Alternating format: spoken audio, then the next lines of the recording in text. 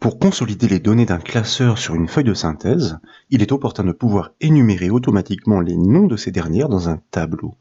Ce sont en effet ces noms qui permettent de recomposer les adresses des cellules à atteindre dans chacun des onglets du classeur. Dans l'exemple illustré à l'écran, sur la base d'une formule, nous parvenons à récupérer et à lister le nom de toutes les feuilles composant le classeur. Vous pouvez le constater en comparant avec les intitulés des onglets en bas de la fenêtre Excel. Et sur la base de cette information dynamique, nous consolidons tous les chiffres d'affaires réalisés en colonne voisine. En d'autres termes, nous parvenons à réunir dynamiquement toutes les données de synthèse dispersées. Pour la mise en place de cette nouvelle astuce Excel, nous suggérons d'appuyer les travaux sur un classeur offrant déjà un certain nombre de feuilles avec des informations à consolider. Et comme toujours, ce classeur est offert au téléchargement depuis le site bombache.fr. Nous débouchons donc sur la feuille d'accueil de ce classeur. Elle est nommée synthèse. Elle présente un tableau vide. Nous l'avons dit, sa première colonne, la colonne D, attend l'énumération des noms des feuilles composant ce classeur. Sa seconde colonne, la colonne E, doit rapatrier chaque chiffre d'affaires de chacune de ces feuilles respectives. Et pour le constater, en bas de la fenêtre Excel, je vous invite à cliquer par exemple sur l'onglet intitulé Mars. Nous affichons ainsi le contenu de sa feuille et comme vous pouvez le voir, le chiffre d'affaires consolidé pour ce mois de mars est calculé en cellule C2. C'est le cas aussi pour toutes les autres feuilles, soit pour tous les autres mois. Et vous pouvez facilement le constater en basculant d'un onglet à un autre. Cette organisation nous permettra de réunir plus facilement les informations de synthèse une fois que nous aurons réussi à récupérer le nom de toutes les feuilles et ce, c'est important, sans l'appui du code VBA. Excel offre une fonction de macro méconnue. Il s'agit de la fonction lire classeur. Avec en paramètre le chiffre 1, elle renvoie un tableau horizontal des noms des feuilles. Et comme il s'agit d'une fonction de macro, le classeur est nécessairement enregistré au format XLSM comme vous pouvez le voir, sans quoi il ne pourrait gérer les macros. Par contre, nous ne pouvons pas exploiter une fonction aussi spécifique de façon conventionnelle. C'est pourquoi nous allons passer par un nom de formule. Et pour cela, en haut de la fenêtre Excel, désormais, je vous invite à cliquer sur l'onglet Formule pour activer son ruban. Puis, dans la section Nom défini de ce ruban, nous allons ensuite cliquer sur le bouton Gestionnaire de nom. Et en haut à gauche de la boîte de dialogue qui suit, celle du gestionnaire de nom, je vous propose désormais de cliquer sur le bouton Nouveau pour créer précisément ce nouveau nom de formule. Tout d'abord, il convient de le nommer. Donc, dans la zone nom, par exemple, nous allons taper l'information nom F pour nom feuille. Puis, dans la zone fait référence à, nous allons remplacer la syntaxe présente par défaut, qui fait référence en l'occurrence ici à la cellule active sur la feuille active. Donc, nous allons remplacer cette syntaxe par la nôtre, exploitant la fonction transpose, et nous allons prendre soin d'expliquer tout cela, englobant la fameuse fonction que nous évoquions, soit la fonction lire classeur, lire.classeur, à laquelle, entre parenthèses, nous passons le chiffre 1, ça aussi nous l'avions annoncé. Nous pouvons fermer la parenthèse de la fonction lire classeur, et nous pouvons fermer la parenthèse de la fonction transpose. Grâce donc à cette fonction transpose, nous transformons le tableau horizontal des noms des feuilles en tableau vertical pour pouvoir les répliquer ligne à ligne sur la feuille de synthèse. Il est temps donc d'exploiter ce nom. Pour cela, tout d'abord, nous cliquons sur le bouton OK pour valider la création de ce nom. Et de retour sur le gestionnaire de nom, nous cliquons sur le bouton Fermer pour revenir sur la feuille. Et dès lors, en bas de la fenêtre Excel, je vous propose de cliquer sur l'onglet Synthèse pour afficher cette feuille d'accueil. Là, nous allons sélectionner toute la plage concernée, c'est-à-dire celle qui attend l'énumération des noms de feuilles, D4 à D15. Vous le savez, la première cellule d'une plage est toujours active par défaut. C'est pourquoi nous pouvons y écrire la formule à répondre sur les autres. Pour cela, nous tapons tout d'abord le symbole égal qui effectivement apparaît dans cette première cellule, puis nous allons inscrire le nom de formule que nous venons de créer, donc nom F, vous voyez qu'il est reconnu puisqu'il est proposé par Excel, et là, très important, nous allons valider la formule par le raccourci clavier CTRL majuscule Entrée. Un raisonnement matriciel est effectivement nécessaire. Il permet de parcourir et restituer toutes les lignes du tableau vertical, donc tous les noms de feuilles. Et comme vous pouvez le voir, le nom de chacune des feuilles du classeur est effectivement restitué. Tous les noms sont restitués. Mais 3 problèmes sont identifiés. Tout d'abord, la feuille d'accueil, synthèse, est présente. Et en l'occurrence, elle fait partie de l'énumération et nous n'en voulons pas. Les noms des feuilles sont préfixés du nom du classeur entre crochets. Enfin, lorsque la fin de la liste est dépassée, comme ici, une erreur est générée. Elle ne peut pas être corrigée par la fonction si-erreur dans sa raisonnement matriciel. Or, nous souhaitons prévoir large en répandant plus bas la formule si d'aventure de nouvelles feuilles étaient ajoutées à la suite dans ce classeur, donc à la suite des onglets, à la fin des onglets. Tout d'abord, nous souhaitons purger les chaînes restituées pour ne conserver que le nom de la feuille, lorsqu'aucune erreur n'est générée. Pour cela, il existe la fonction Excel stxt. Elle permet de prélever une portion de chaîne à partir d'une position à définir. Cette position est celle de l'emplacement du crochet fermant après le nom du classeur. Et pour trouver cette position de départ, nous pouvons exploiter la fonction Excel trouve. Donc, je vous propose de sélectionner de nouveau l'intégralité de la plage, donc D4 à D15, et dans la barre de formule, nous allons cliquer juste après le symbole égal, afin de pouvoir poursuivre l'implémentation finalement de ce calcul qui n'était pas suffisamment satisfaisant.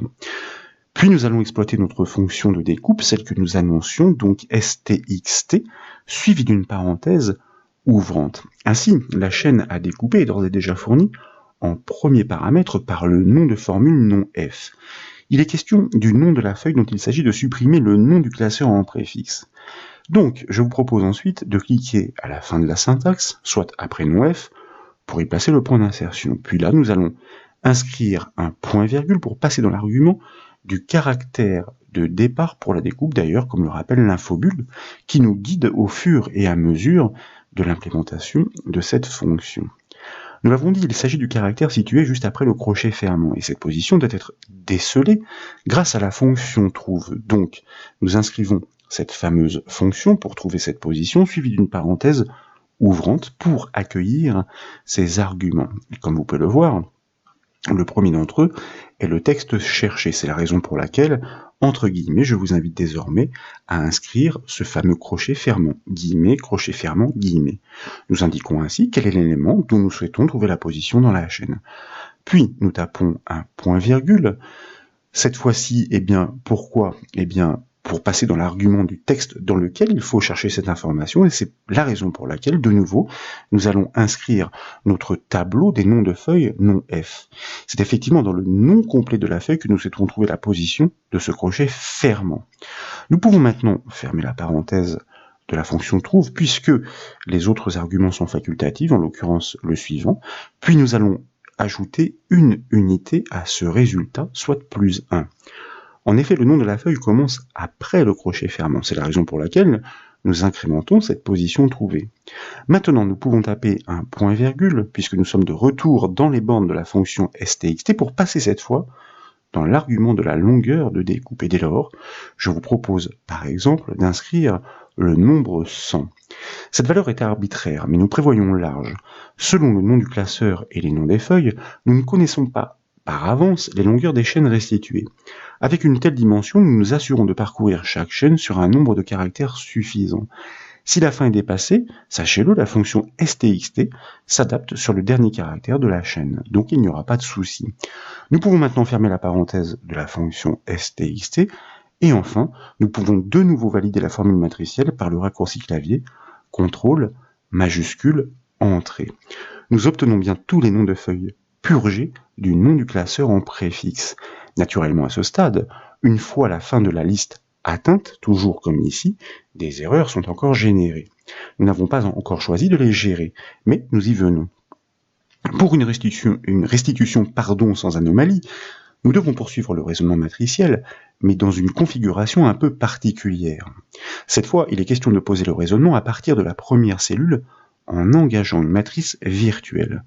En répliquant ensuite la formule sur les lignes du dessous, si la dimension de cette matrice n'excède pas la dimension du tableau des noms de feuilles, nous saurons que nous pouvons les extraire. Le cas échéant, nous serons en mesure de stopper la restitution.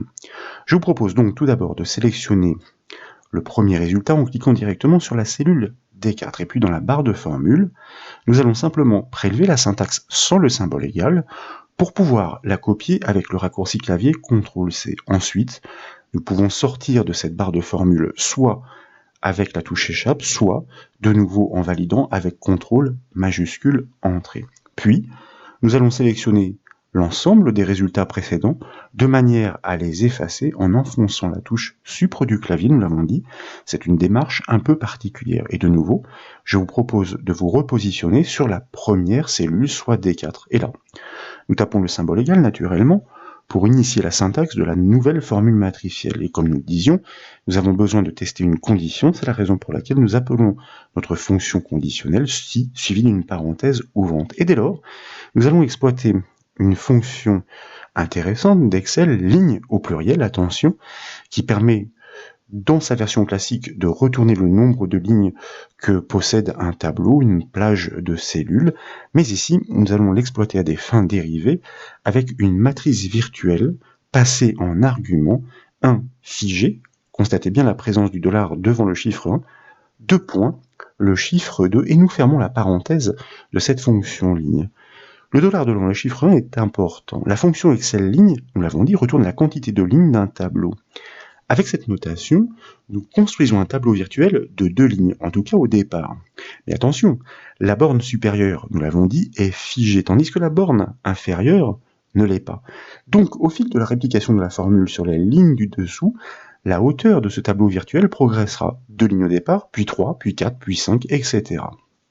Maintenant, il s'agit d'ajouter le critère, comme nous le disions, inférieur ou égal, nous allons expliquer tout ça, et nous exploitons ici notre fonction suffisamment connue, nbval d'Excel, à laquelle nous passons de nouveau notre nom de formule, c'est-à-dire nom f, et nous pouvons fermer la parenthèse de notre fonction nbval.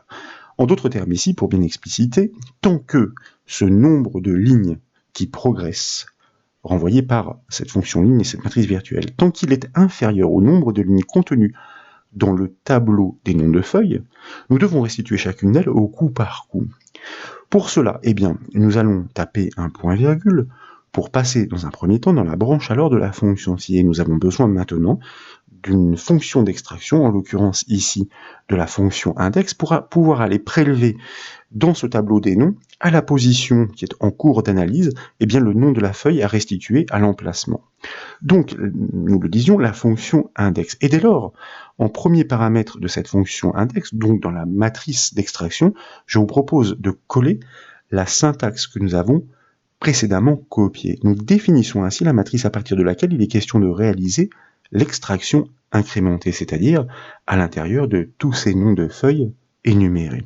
Nous pouvons maintenant taper un point virgule pour passer dans l'argument de l'indice de ligne de la fonction index, et nous allons y inscrire, de nouveau, la matrice virtuelle. D'ailleurs, il pourrait être opportun, même si elle n'est pas bien compliquée à reproduire, de la prélever par copier, et puis ensuite, tout simplement, de la recopier par coller, donc CTRL-V. Rappelons-le, au gré de la réplication, cette fonction enverra la valeur 2, puis la 3 et les suivantes. Donc, dans le processus d'extraction, nous allons ignorer tout d'abord la première feuille, puisqu'elle est à l'emplacement 1, et prélever les suivantes, la deuxième, la troisième et la quatrième, les noms de ces feuilles. Nous pouvons fermer la parenthèse de notre fonction index, et maintenant, lorsque le critère de la fonction si n'est plus honoré, donc lorsque la fin de la liste est atteinte, nous devons stopper l'extraction. Pour cela, nous tapons un point virgule pour passer dans la branche sinon de la fonction si, et très simplement, comme nous le faisons souvent, je vous invite à inscrire 2 guillemets pour conserver vide la cellule lorsque le critère n'est pas vérifié. Maintenant, nous pouvons fermer la parenthèse de la fonction si, et enfin, nous pouvons valider la formule matricielle par le raccourci clavier CTRL majuscule Entrée. Et bien sûr, dans l'enchaînement, nous allons tirer la poignée de ce calcul jusqu'en cellule D15, et comme vous pouvez l'apprécier, l'énumération se stoppe cette fois sur le nom de la dernière feuille, et cette restitution est parfaitement dynamique. Donc cette formule s'adapte parfaitement à n'importe quel classeur, quel que soit le nombre de ces feuilles. Pour parachever la solution, nous proposons de consolider tous les chiffres d'affaires des feuilles ainsi rapatriées, donc en colonne 2 de ce tableau. Nous l'avons dit, cette information de synthèse est située en cellule C2 de chaque feuille. Nous allons donc pouvoir répliquer la formule de l'astuce du volet précédent, elle se nourrit du nom de la feuille pour pointer sur la cellule désignée et détenant l'information. Donc, nous cliquons tout d'abord sur la cellule E4, et puis là, nous allons inscrire notre symbole égal pour initier la syntaxe. Nous allons exploiter notre fonction si erreur, et pour une bonne et simple raison, c'est que là encore, nous souhaitons prévoir large, et en l'occurrence, la réception de cette information est possible lorsqu'une adresse peut être reconstruite, mais lorsque les cellules sont vides, eh bien, c'est une erreur que nous générerions, et donc avec la fonction si erreur, nous allons simplement les neutraliser. Comme vous le savez, pour pouvoir interpréter une information textuelle qui pourtant représente un élément du classeur, en l'occurrence ici une feuille, nous avons besoin de notre fonction d'interprétation, soit la fonction indirecte, à laquelle nous allons passer tout d'abord le nom de la feuille, et dans la syntaxe, nous l'avons déjà vu, eh bien le nom de la feuille est suivi d'un point d'exclamation et suivi de la cellule sur laquelle nous souhaitons pointer. Donc nous allons concaténer ce nom de feuille avec une information textuelle, donc entre guillemets, le point d'exclamation, les coordonnées de la cellule de destination, C2, nous pouvons fermer les guillemets, nous pouvons fermer la parenthèse de notre fonction indirecte, suite à quoi nous tapons un point-virgule pour passer dans la branche de la gestion des anomalies de notre fonction si erreur, et là, une fois encore, et comme il est de coutume, deux guillemets. Pourquoi? Pour conserver la cellule vide en cas d'erreur. Nous fermons la parenthèse de la fonction si erreur, et là nous pouvons simplement valider la formule avec le raccourci clavier CTRL-Entrée, car il ne s'agit pas d'un raisonnement matriciel, d'une formule matricielle. Ce CTRL-Entrée, ce raccourci CTRL-Entrée permet de conserver la cellule active, de manière à pouvoir l'exploiter ensuite dans l'enchaînement. Donc, nous allons effectivement double-cliquer sur la poignée de ce résultat, encore faut-il bien viser le petit carré de la poignée, ce qui n'était pas mon cas dans un premier temps. Et comme vous pouvez le voir, tous les chiffres d'affaires sont parfaitement et dynamiquement réunis pour une consolidation un peu plus explicite et facile à exploiter. D'ailleurs, et pour preuve, si nous pointions sur le mois de septembre, sur le dernier, eh bien le chiffre d'affaires est bien de 364 000 €. Si nous pointons sur le mois de février, il s'agit de 251 000 €, et c'est bien les valeurs que nous avons rapatriées par ce jeu de ces formules dynamiques, sachant qu'une fois encore, nous avons réussi à lister dynamiquement tous ces noms de feuilles dans ce classeur. Pour finir, il est important de démontrer l'adaptation de la formule au contexte. Pour cela, en bas de la fenêtre Excel, par exemple, je vous invite à cliquer droit sur l'onglet Septembre, dans le menu contextuel, à choisir la commande Déplacer ou Copier. Tout de suite, dans la boîte de dialogue qui s'invite, nous allons cocher la case Créer une copie, car nous souhaitons dupliquer cette feuille et non la remplacer. Puis en bas de la liste, avec le petit ascenseur, nous allons sélectionner la ligne en dernier. Et enfin, nous pouvons valider la copie, donc en cliquant directement sur le bouton OK de la boîte de dialogue. Et la feuille dupliquée apparaît bien à la fin des onglets. Je vous propose dans l'enchaînement de double-cliquer sur cet onglet pour activer la saisie de son nom. Et là, nous allons taper à la place, naturellement, la suite, c'est-à-dire l'intitulé Octobre pour le mois d'octobre. Et pour l'exemple, donc, en colonne C de cette feuille, il conviendrait de modifier quelques chiffres afin de faire varier le total calculé en cellule C2, ce que nous allons faire, parce que ce n'est pas bien long. Je vais ici volontairement réduire les chiffres d'affaires réalisés pour quelques dates, donc nous allons passer par exemple à 1000 €, de manière à ce que le montant soit explicitement différent à celui qui avait été calculé pour le mois de septembre. Désormais, en bas de la fenêtre Excel, je vous propose de cliquer sur l'onglet Synthèse pour revenir sur la feuille d'accueil. Et une surprise nous attend. L'actualisation s'est arrêtée au nom de la feuille au moment de la duplication. Cette fonction de macro n'est pas une fonction volatile. En d'autres termes, elle ne s'actualise pas systématiquement, comme le font les fonctions naturelles d'Excel. Mais qu'à cela ne tienne, nous allons forcer le recalcul. Et pour cela, une méthode simple existe. Je vous propose de double-cliquer sur la cellule C4, c'est-à-dire le premier résultat trouvé. De fait, nous entrons en mode saisie de la formule et dans l'enchaînement, nous allons la revalider avec le raccourci clavier CTRL, majuscule, Entrée. Et cette fois, tout rentre dans l'ordre. La nouvelle feuille est parfaitement incorporée dans l'énumération et comme son nom est reconnu, son total que nous avons modifié volontairement est lui aussi consolidé à la suite des autres. Voilà donc pour cette nouvelle astuce Excel, j'espère qu'elle vous a plu. Si c'est le cas, comme toujours, je compte sur vous pour mettre un petit j'aime à la vidéo, et comme vous le savez, vous pouvez retrouver toutes les astuces, mais aussi toutes les formations sur le site bombache.fr. Je vous remercie.